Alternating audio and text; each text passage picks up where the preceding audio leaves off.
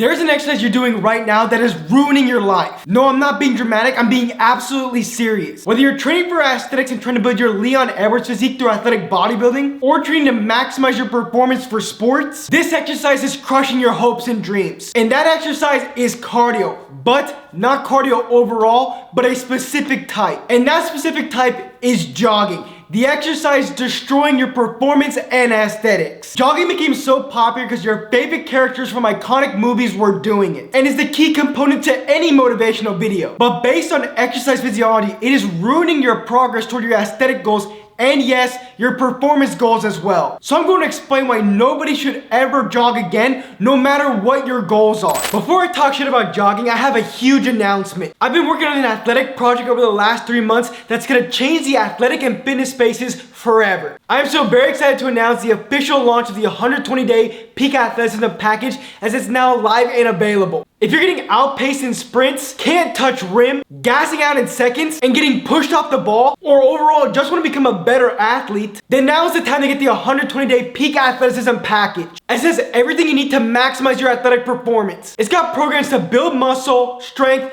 power, vertical, speed, and endurance. And that doesn't even mention all the bonuses you get that make this the package to unlock your game-changing athleticism. So check out the link in the description and get the 120-day peak athleticism package today. It is a meme in bodybuilding that they don't do cardio because it makes it hard to gain weight, but when it's time to cut and get shredded, it's the first thing they turn to. So I use the term jogging very loosely, so I want to describe what exactly I mean by jogging. When I say jogging, I'm talking about cardio overall that is medium tempo or medium intensity, long duration. So to explain the types of cardio easily, I'm gonna do it in terms of running. So you have walking, jogging, and sprinting. Regarding intensity, walking is low intensity, jogging is mid intensity, and sprinting is high intensity. And regarding volume, typically walking is in the middle, jogging has the highest volume, and sprinting the lowest. And when you talk about volume in terms of cardio, volume is just how far you're running. And before diving into the aesthetics and performance detriments of jogging, let me address the modes of cardio very well. Because tons of people ask me, Mario, if jogging's bad, can I just do biking or walk on an incline? The mode of cardio doesn't matter. It's the intensity of the cardio that matters. And here we're specifically talking about mid-intensity cardio. So whether you're biking, hitting the bag, or doing the Stairmaster, it's the intensity that ultimately matters. So let's talk about why jogging sucks for aesthetics. Firstly, why it sucks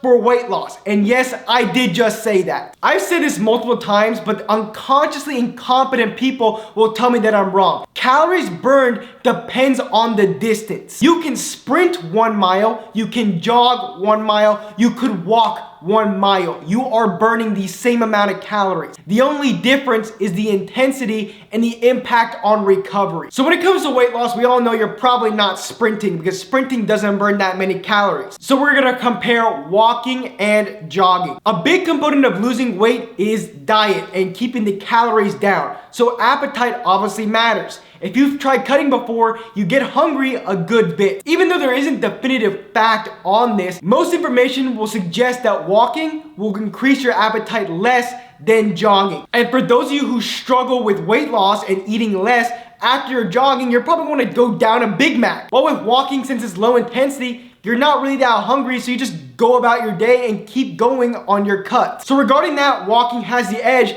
but it has a huge edge in terms of energy source used for doing the exercise. Because jogging is mid-intensity, and to be honest, most people start off jogging in like the between mid and high intensity, jogging will use carbohydrates as its main energy source. But walking, because it's low intensity, will use fat as its energy source. And if you're someone who's training for aesthetics, you're probably lifting weights, which just like jogging, the main energy source is carbs. So don't you want to save those carbs for your weightlifting workouts? Because last time I checked, a marathon runner doesn't look aesthetic and looks like Greg Heffley from Diary of a Wimpy Kid. You're trying to look like Leon Edwards, a muscular athlete. So use those carbs for your weightlifting and do a low intensity cardio that uses fat as its energy source. Plus, obviously you want to burn fat. You're trying to look shredded, right? But if you want to look aesthetic, the first thing people notice other than your Leon Edwards waist is your face, which is why I'm excited to announce that Tish Hanley is sponsoring today's video. They help men start and maintain a skincare routine by simplifying the entire process. Honestly, it's the best skincare routine for guys like you and me. I recommend you start with their level 1 system, which comes with all the basics. A daily face wash to get rid of that dirt and grime on your face, a 2 times per week exfoliating scrub to get rid of those dead skin cells, an AM moisturizer with SPF 20 because you'll always be protecting your face against the sun, and a PM moisturizer to keep your skin hydrated and healthy throughout the night. My favorite part about Tish Hanley is every box comes with an instruction card that tells you when to use each product, how much to use, and in what order, which seriously comes in clutch. They really make the process of achieving and maintaining great skin super easy. Their products have made my skin look and feel better than ever, but what's awesome is you don't even just have to take my word for it, because they have over 7,000 5-star reviews from happy customers around the globe. In addition to amazing skin, Tish Hanley members get tons of benefit, including 20% off the retail price, the ability to customize your own box, exclusive monthly deals which you can pause or cancel at any time, plus free US shipping. And because Tish Hanley's sponsoring today's video, they're offering my viewers an awesome deal. Just click the link down below to get 30% off your first box plus a free gift. Don't miss out on this amazing deal. Click the link and get started today. So now with weight loss aside, what's the best type of cardio for maintaining muscle? Well, first thing you have to address is integration with weightlifting. Because feeding off on one of my previous points, to look aesthetic, you have to be lifting weights, and lifting weights has to be your priority over your cardio. So what your body uses for energy is the first problem, which you already addressed, but how about recovery? How about impact? So since walking is low intensity, it's not gonna interfere, if at all, with your weightlifting, even if you have high volume. So if you're walking like 2-3 miles, because in terms of fatigue, intensity and volume are what impact it, while jogging or mid-intensity cardio is going to impact your recovery tremendously, because when people jog, they jog fucking far, which means it's going to be high volume combined with the mid-intensity. It's going to be very taxing on your body. The amount of joggers I've heard complaining about their knees and how they're feeling is insane. It's because it doesn't balance intensity and volume well at all. And also the impact of jogging is high, and that impact is done for a long duration, which is gonna suck for preserving muscle mass, while walking is low impact, so it's to be way better. And the science for muscle maintenance overall and the research shows that jogging fucking sucks. Interestingly, they looked at a study, 10 different forms of exercise, and right at the top was sprinting. The next one below it was weightlifting resistance training. And at the bottom of the 10 forms of exercise was distance running. So sprinting, seconds of maximum intensity exercise is really the key for Dave and other people that want to burn bad fat and at the same time build muscle. So yeah, it was literally last. If you were trying to maintain your muscle mass on a cut, jogging is ruining you. And let's quickly address weight gain cardio. Sprinting is gonna be ideal. It activates type 2 muscle fibers and increases your testosterone. Jogging and walking don't compare. So if you're trying to use cardio to gain weight, which to be honest, obviously weightlifting is gonna be a priority, but combining sprinting in there is actually very beneficial for a lot of people for building an aesthetic physique. So now let's talk about performance, because Mario, athletes jog all the time. Like, what the fuck, man? You're so wrong. So what they do is not necessarily what I call jogging, but light jogging. Have you seen soccer players running before their practice?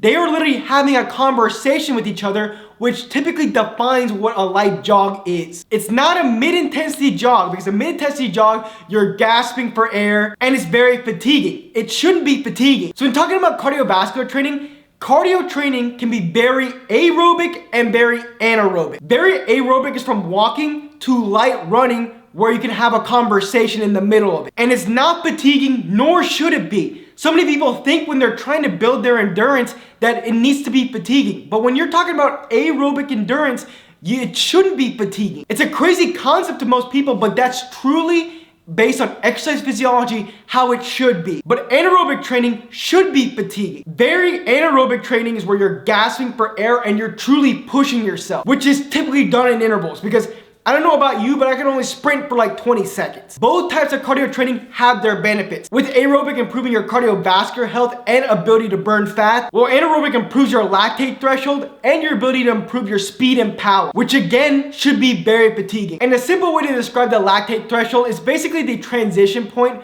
of when your cardio goes from aerobic to anaerobic. The problem with jogging is it's not very aerobic, nor is it very anaerobic, so you get half-assed benefits on both. So all those benefits I told you about both types of cardio, you might as well slash those. Regarding your performance, the best tip you will ever get is to make your easy runs easy and your hard runs hard. The only time you'll see athletes jogging is when athletes are trying to burn as many calories as possible in a short period of time, aka UFC fighters who are cutting weight. But when they're genuinely trying to build their aerobic endurance or anaerobic endurance, they will be doing a light jog or sprinting. I went over that in my MMA weight training video, which yes, applies to everybody of all sports, which I'll leave right here. Thanks for watching. See you next time.